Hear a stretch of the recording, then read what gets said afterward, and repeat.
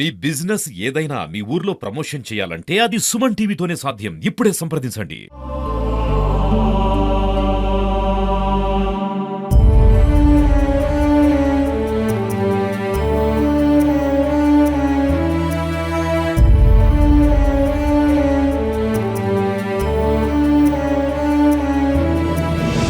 Tirupati Garudavaradhi flyover వద్ద ఘోర road ప్రమాదం జరిగింది. ఒక బైక్ పైన వచ్చినటువంటి ఇద్దరు యువకులు ఫ్లైఓవర్ పైన వెళ్తుండగా దాదాపు 120 కిలోమీటర్ల వేగంతో ఏదైతే సపోర్టింగ్ వాల్ని ఢీకొనడం జరిగింది. అయితే సపోర్టింగ్ వాల్ని ఢీకొన్న తర్వాత బైక్ పై నుంచి ఇద్దరు వ్యక్తులు కూడా ఏదైతే ఈ ఫ్లైఓవర్ నుంచి దాదాపు ఒక 70 ఫీట్ ఉన్నటువంటి రోడ్డు పైన ఎగిరిపడ్డారు.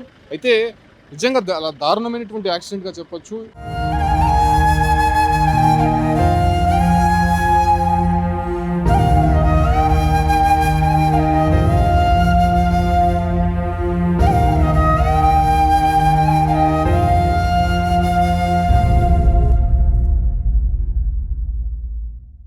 ఈ గరుడవారధి ఫ్లైఓవర్ పైన ఏదైతే ఫ్లైఓవర్ ఓపెనింగ్ నుంచి కూడా అనేక యాక్సిడెంట్స్ కూడా జరిగాయి. ముఖ్యంగా స్పీడ్ కంట్రోల్ అనేది దీంట్లో ఎక్కడ కూడా కనిపించదు. బైక్స్ కావచ్చు, అంటే కార్స్కి సంబంధించి అనేక యాక్సిడెంట్లు కూడా చోటు చేసుకున్నాయి. అయితే ప్రస్తుతం ఈరోజు జరిగినటువంటి యాక్సిడెంట్కి సంబంధించి ఒకసారి మనం పరిశీలిస్తే ఆ బైక్ అంటే రాయల్ ఎన్ఫీల్డ్లో వచ్చినటువంటి బైక్ నేరుగా మొదటగా ఈ ఏదైతే సపోర్టింగ్ వాల్ని ఢీకొంది. మనం ఈ రోడ్డును ఒకసారి మనం పరిశీలిస్తే రోడ్లో నుంచి ఒక్కసారిగా చాలా వేగంగా వచ్చేటువంటి వాహనాలు ఈ బ్లెండ్ టర్నింగ్ అంటే షార్ప్ టర్నింగ్ అనేది ఇక్కడ ఉంటుంది. సో ఆ షార్ప్ టర్నింగ్లో దీన్ని కంట్రోల్ చేయాల్సి ఉంటుంది. సో కంట్రోల్ చేసిన బైక్స్ మాత్రమే చాలా సేఫ్గా వెళ్తూ ఉంటాయి. ఒకవేళ కంట్రోల్ చేయకపోతే మాత్రం ఖచ్చితంగా ఈ వాల్ని అయితే ఢీకొనేటువంటి అవకాశం కనిపిస్తుంది. మనం ఒకసారి చూడొచ్చు.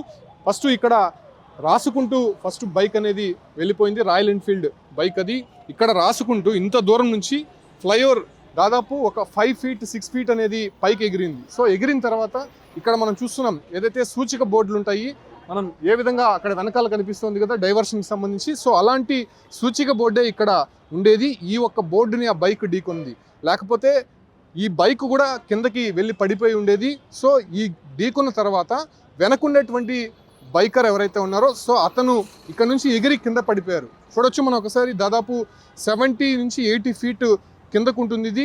సో అంత లోతులో ఉండేటువంటి ఆ రోడ్డు పైన వెళ్ళి పడిపోయారు.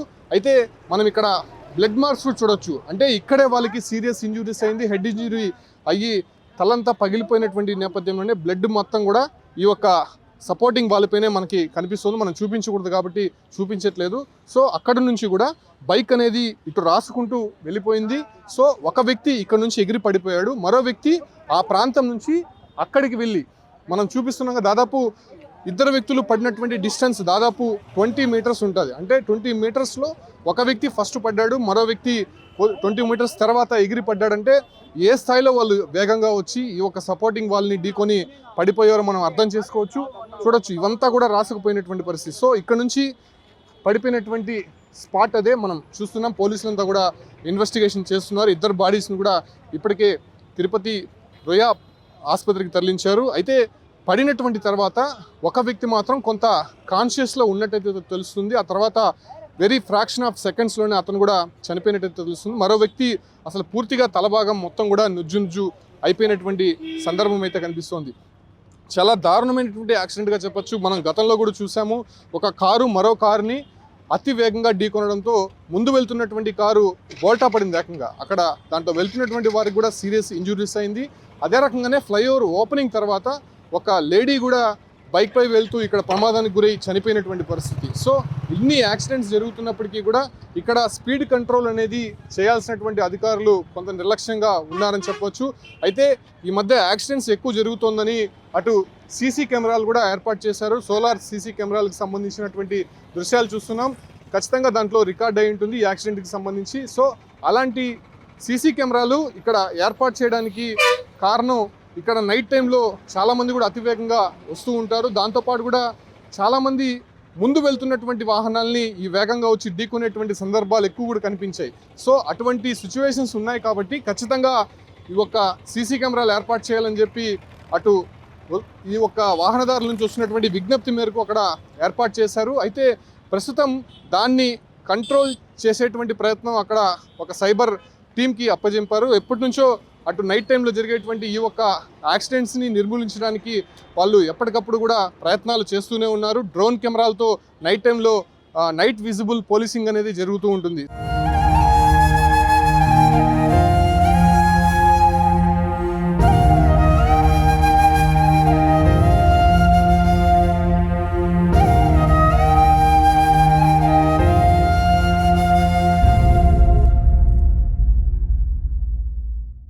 సార్ మీరు ఉన్నారు అప్పుడు స్పాట్లో? కింద వెళ్తూ ఉన్నాము. ఇప్పుడు గుడికి వెళ్తున్నాము.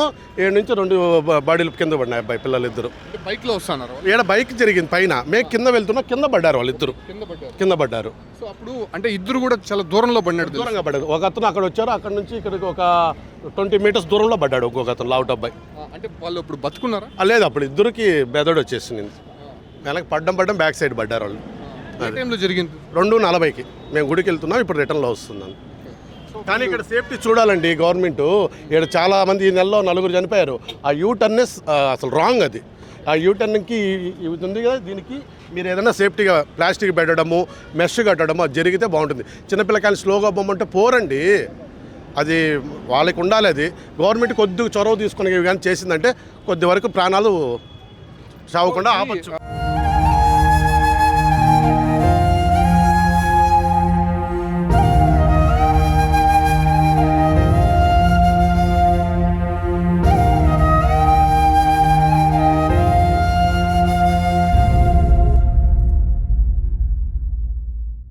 సో అన్ని ప్రికాషన్స్ తీసుకున్నప్పటికీ కూడా ఈ యాక్సిడెంట్ అనేది ఎంత దారుణంగా జరిగిందంటే అది కూడా మధ్యాహ్నం 2:30 గంటల ప్రాంతంలో ఇద్దరు వ్యక్తులు రాయల్ ఎన్ఫీల్డ్ అంటే 350cc రాయల్ ఎన్ఫీల్డ్ పైన వస్తున్నటువంటి సందర్భంగానే దాదాపు మనం చూస్తున్నాం ఆ ఒక్క ప్రాంతంలో ఇక్కడ నుంచి ఒక 30 మీటర్ల దూరంలో బైక్ ఢీకొంటే ఆ బైక్ వచ్చి ఇక్కడ పడింది.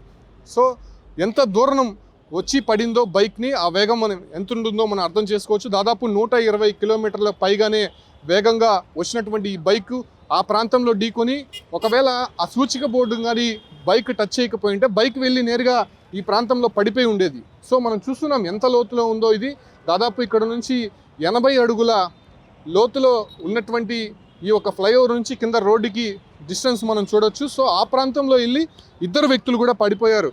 సో మనం చూస్తున్నాం కదా, సో ఆ ప్రాంతంలో బైక్స్ అన్నీ ఉన్నాయి కదా, ఆ ప్రాంతంలో ఒక బాడీ పడింది.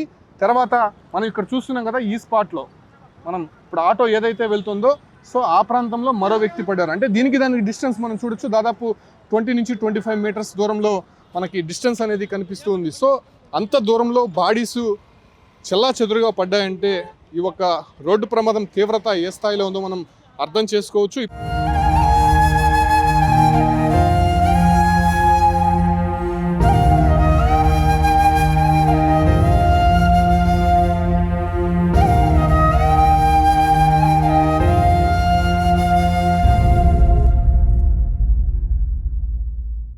ఇప్పటికే బైక్ని స్వాధీనం చేసుకున్నారు. బైక్ని నెంబర్ ఆధారంగా వాళ్ళు ఎవరనే విషయాలపైన ఇప్పటికే పోలీసులు విచారిస్తున్నారు. కాబట్టి ఇద్దరు వ్యక్తులు అంటే దాదాపు 25 నుంచి 30 వయసు లోపల ఉండేటువంటి ఇద్దరు వ్యక్తులు చనిపోయినట్టయితే గుర్తించారు. బైక్ నెంబర్ ఆధారంగా వాళ్ళని ఐడెంటిఫై చేసే ప్రయత్నం అయితే చేస్తున్నారు. ఇది తిరుచానూరు నుంచి ఇటు రేణుగుంట కపిలతీర్థం వెళ్ళేటువంటి మార్గం. అంటే తిరుచానూరులో ఫ్లైఓవర్ స్టార్ట్ అయ్యే దాదాపు ఒక కిలోమీటర్ కూడా లేదు, ఆ దూరంలోనే వాళ్ళకి యాక్సిడెంట్ అయినటువంటి పరిస్థితి. అది కూడా ఇక్కడ బ్లెండ్ టర్నింగు, ఇక్కడ సూచిక బోర్డులు అయితే ఉన్నాయి కానీ స్పీడ్ కంట్రోల్ చేసేటువంటి స్పీడ్ బ్రేకర్స్ మాత్రం ఇక్కడ లేవు. సో అవి పెట్టే కొంత కంట్రోల్ అయ్యేటువంటి అవకాశం ఉన్నట్టు ఇక్కడ ఉన్నటువంటి వాహనదారులు చెప్తున్నారు. బట్ ఈ రోజు జరిగినటువంటి ఈ యాక్సిడెంట్కి సంబంధించి ఇప్పటికే పోలీసులు విచారిస్తున్నారు. కాబట్టి సో దానికి సంబంధించి పూర్తి వివరాలు అయితే ఇప్పటికే తెలియాల్సి ఉంది. ఇద్దరు బాడీస్ మాత్రం రొయ్య హాస్పిటల్కి తీసుకొని వెళ్ళి పోస్టుమార్టం చేసేటువంటి ప్రక్రియ అయితే ఇప్పటికే ప్రారంభించారు. కాబట్టి సో ఈ ప్రమాదాల నివారణకి మరింత